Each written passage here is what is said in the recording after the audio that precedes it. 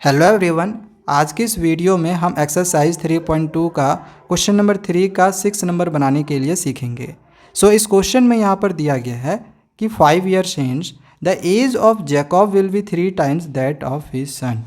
5 years hence कहने का मतलब है कि 5 साल के बाद द एज ऑफ जैकब यानी जैकब का एज जो है 3 टाइम्स हो जाता है उसके बेटे के एज के। अब प्रेजेंट एज ना तो अभी जैकब का दिया हुआ है ना ही उसका बेटा का दिया हुआ है, और प्रेजेंट एज हमें इन दोनों का निकालना भी है। तो हम मान लेते हैं कि जैकब का जो प्रेजेंट एज है वो x है और उसका बेटा का प्रेजेंट एज जो है वो y है। तो 5 साल के बाद जैकब का एज कितना होगा? प्रेजेंट एज अगर x है तो 5 साल के बाद एज हो जाएगा x + 5।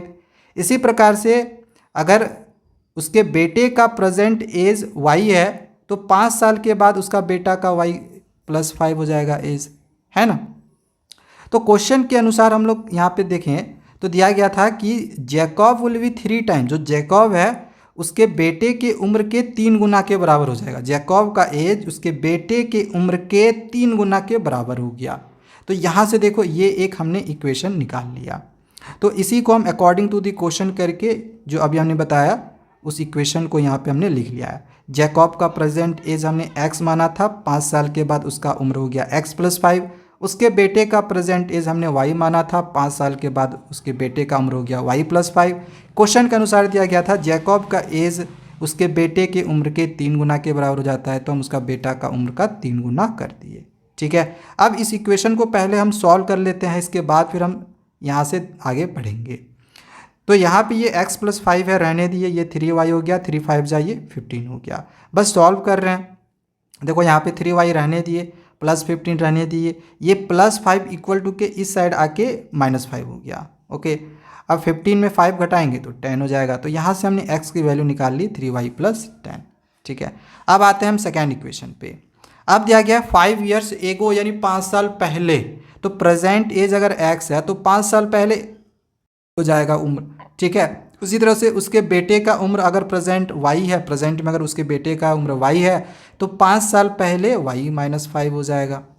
ठीक है, तो क्वेश्चन में दिया गया था कि 5 ईयर्स एगो, तो 5 ईयर्स एगो दोनों का कर दिए, 5 साल पहले दोनों का कर दिए। जैकब का एज ये मेरा है was 7 times that of his sons, तो उसके सन्स का एज का 7 गुना, तो इसके सन्स का एज का 7 गुना कर दिए। तो यहाँ से हम सेकेंड इक्वेशन निकाल सकते हैं। तो चलो इसको हम पहले इक्वेशन मान के जो अभी हमने आप लोग को बताया उसी इक्वेशन को हम यहाँ पे लिख लेते हैं। जो प्रेजेंट एज था पहले जैकब का x और उसका बेटा का y दोनों का यहाँ पे लिख दिए। फिर 5 साल पहले जैकब का एज x - 5 हो गया, उसका बेटा का y - 5 हो गया। इसके बाद 7 टाइम्स हो जाता है 5 साल पहले जैकब का एज का उसके बेटे के एज के, तो उसका बेटे के एज का हम 7 गुना कर दिए। अब इसको भी हम सॉल्व करते हैं। तो यहाँ पे x - 5 रहने दिए, 7y होगा, 7 5 जा 35 हो गया। सिंपली यहाँ पे हम सॉल्व कर रहे हैं। ये 7y को इक्वल टू के इस साइड कर दिए तो प्लस था तो इधर आया माइनस हो गया, -35 रहने दिए, -5 इधर आके +5 हो गया। अब ये माइनस प्लस माइनस हो जाएगा, माइनस करेंगे 35 में 5 घटाएंगे 30 होगा, ये बड़ा था माइनस का साइन रहने दिए।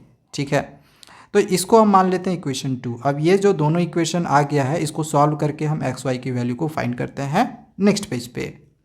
चलो यहाँ तक अभी तक हमने बनाया हुआ था। अब यहाँ पे ये जो मेरा x का वैल्यू निकला हुआ है इस वैल्यू को हम डायरेक्टली इक्वेशन 2 में इस x के जगह पे पुट कर सकते हैं। तो यहाँ पे देखो हम वही लिखे हैं, सब्सटीट्यूटिंग x = 3y + 10, ये जो मेरा आया हुआ है इन इक्वेशन 2 में यहाँ पर पुट कर रहे हैं। तो क्या होगा, देखो यहाँ पे x है, x के जगह पे 3y + 10 पुट कर दिए, फिर -7y रहने दिए इक्वल टू -30 रहने दिए। सिंपली इस x के जगह पे ये जो मेरा x का वैल्यू था उसको हम पुट कर दिए हैं। ठीक है, ये जो मेरा x का वैल्यू था इस वैल्यू को हम इस x के जगह पे पुट कर दिए हैं। अब इसको हम बस सॉल्व करेंगे। तो देखो 3y में 7y घटाएंगे तो 7 में 3 गया 4 हो गया, ये बड़ा था 7 तो इसीलिए -4y हो गया। -30 रहने दिए, +10 इधर आके देखो -10 हो गया। अब ये तो माइनस माइनस प्लस हो जाएगा, तो 30 और 10 कितना हो गया 40। यहाँ से ये माइनस माइनस कट जाएगा, तो यहाँ पे कितना बच जाएगा 4y = 40, फिर 4 जो है 40 के नीचे आ जाएगा, ये 10 बार में 4 10 जा 40 कट जाएगा। ठीक है, तो यहाँ पे y का वैल्यू निकल गया 10, क्योंकि 4 10 जा 40 आया, तो 10 जो बचा उसी को हम यहाँ पे लिख दिए, तो y का वैल्यू मेरा 10 निकल गया। अब ये जो y का वैल्यू मेरा 10 निकला है, हम इक्वेशन 2 में इस y के जगह पे पुट करके x की वैल्यू को फाइंड कर सकते हैं, या फिर आप इक्वेशन 1 में भी इस y की वैल्यू को यहाँ पर भी पुट करके x की वैल्यू फाइंड कर सकते हैं। तो हम आगे जो है लिखते हैं substituting y is equal to 10, ये जो y की वैल्यू निकाली हमने इन इक्वेशन 1 में इस y के जगह पे हम सब्सटीट्यूट कर रहे हैं। तो देखो यहाँ पे x इक्वल टू था, रहने दिए, 3 है रहने दिए, एंड अब इस y के जगह पे हमने y का वैल्यू जो 10 था वो पुट कर दिए, ठीक है। फिर ये +10 है, +10 रहने दिए। अब 3 10 जा हो जाएगा 30, तो यहाँ पे हो गया 30 और +10 भी रहने दिए, दोनों को जोड़ेंगे तो 30 + 10 कितना हो जाएगा 40। तो बस ये आपका यहाँ पे x का वैल्यू निकल गया, y का वैल्यू निकल गया है।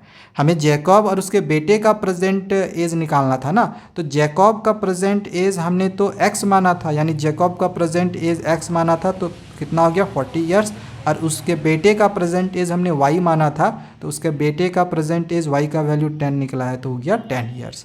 तो बस क्वेश्चन ये आपका यहाँ पे कंप्लीट हो गया है। नेक्स्ट वीडियो में इसके बाद के एक्सरसाइजेस के भी क्वेश्चंस को इसी तरह से बनाने के लिए सीखेंगे। तब तक चैनल को सब्सक्राइब करके रख ले। Thank you, bye bye.